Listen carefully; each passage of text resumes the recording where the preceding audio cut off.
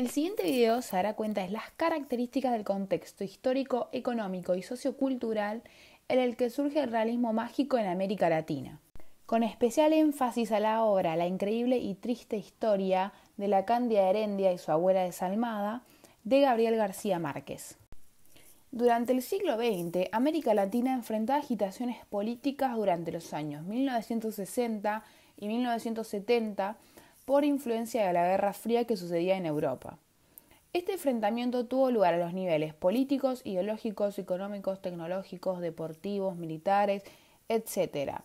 Ninguno de los dos bloques tomó nunca acciones directas contra el otro, razón por la cual se denominó el conflicto Guerra Fría. Latinoamérica se caracterizó en su lucha por tomar una posición entre los dos modelos que se proponían a nivel internacional, el capitalismo por parte de los Estados Unidos o el comunismo representado por la Unión Soviética. Diferentes movimientos revolucionarios, conformados en su mayoría por jóvenes, estudiantes e intelectuales, intentaron introducir cambios en los sistemas económicos y políticos de sus países, luchando contra el dominio económico de las grandes potencias mundiales. Entre muchas revoluciones se destacó la Revolución Cubana, conocida como la Revolución de los Barbudos. Esta fue exitosa en derrocar al gobierno pro-norteamericano de Batista e instalar uno nuevo bajo premisas democráticas. Bajo influencia de la Unión Soviética, rápidamente viró hacia el comunismo. Este nuevo modelo de Estado cubano no solo se propuso introducir cambios políticos, económicos y sociales, sino que su labor cultural también fue muy importante y por demás influyente en muchos jóvenes escritores de la época. El realismo mágico surgió en una época de turbulencia política en los países latinoamericanos. Al principio de los años 60, varios escritores simpatizaban con la Revolución Cubana de 1959, ya que simbolizaba la autonomía política y cultural de América Latina frente al poder de los Estados Unidos. En la década del 70 surgieron dictaduras militares y el régimen de Castro restringió la libertad de expresión y como consecuencia perdió el apoyo de algunos escritores. A raíz de estos cambios aparecieron novelas que reflejaban el desencanto de esta turbulenta época y el llamado ciclo del dictador. La ola de dictaduras militares que durante la década de los 70 asoló a América Latina, comprometidos en la competencia por la hegemonía total, las modernas formas del imperialismo. Estados Unidos y la Unión Soviética extendían sus zonas de influencia y exportaban esa guerra de ideologías. Poco a poco, todos los países de América Latina se vieron bajo diferentes regímenes dictatoriales que evitaron a toda costa que este modelo se propagase, razón por la cual muchos de sus intelectuales tuvieron que exiliarse en Europa. Desde este exilio, los escritores latinoamericanos se acercaron, se agruparon y participaron activamente en esta revolución cubana, generando lazos entre sí, pero también con los grupos culturales europeos y mercados editoriales. En este marco surge la crisis de la deuda latinoamericana, también conocida como la década perdida de América Latina. Fue una crisis financiera que se desarrolló a los inicios de los años 1980, cuando los países latinoamericanos alcanzaron un punto donde su deuda externa excedió su poder adquisitivo y no eran capaces de hacer frente a los compromisos adquiridos de pago. El boom latinoamericano es un fenómeno literario que surgió entre la década del 60 y del 70 y que consistió en el afloramiento de la narrativa latinoamericana con obras que se difundieron por todo el mundo, convirtiendo a sus autores independientes y relativamente jóvenes en íconos de la literatura. Estas novelas reflejaban el desencanto de esta época turbulenta y el llamado ciclo del dictador. El realismo mágico surge dentro del boom latinoamericano en el siglo XX. Es un género en el que se insertan elementos fantásticos dentro del mundo real, resultando un equilibrio entre una atmósfera, por momentos onírica, y la cotidianeidad. La frontera que separa lo real de lo irreal se pierde y esos dos órdenes se funden, presentando a veces lo real como si fuese maravilloso y lo maravilloso como si fuese real.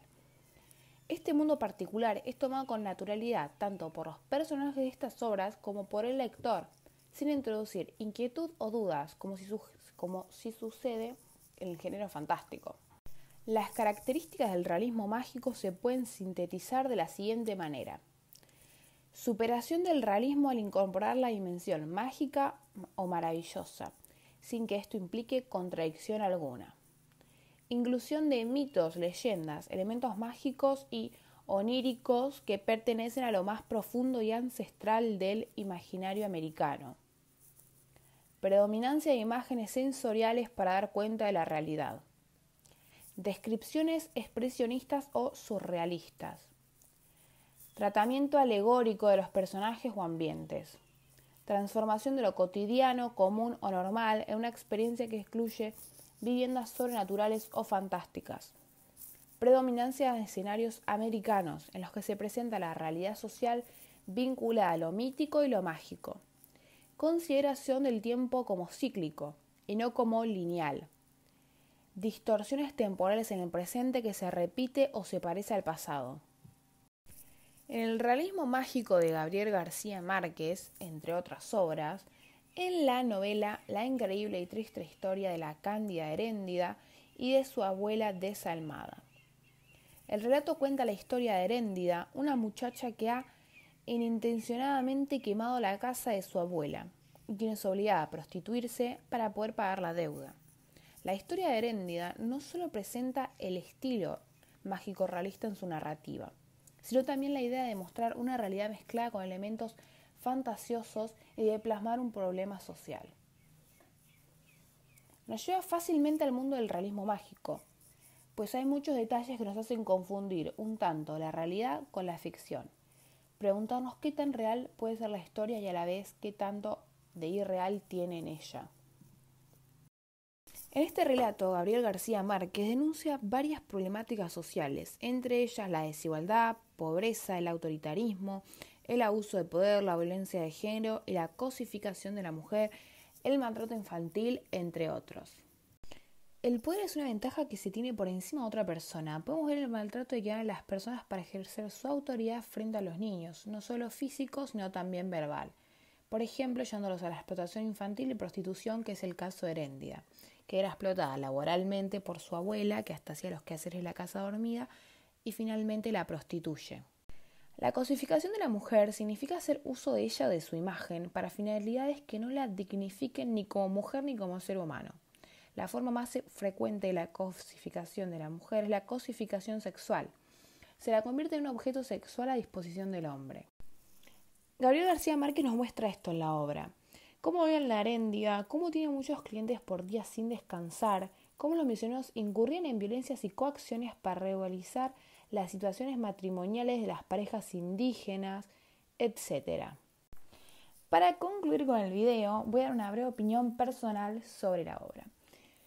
Para mí esta historia es muy llamativa, ya que muestra problemas sociales tan crueles que se viven día a día.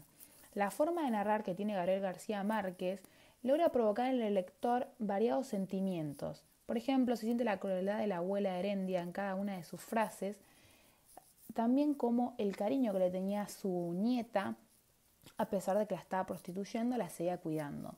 Como también se ve la sumisión de Heréndida y su oculto rencor a su abuela. La novela es muy atrapante y recomendable.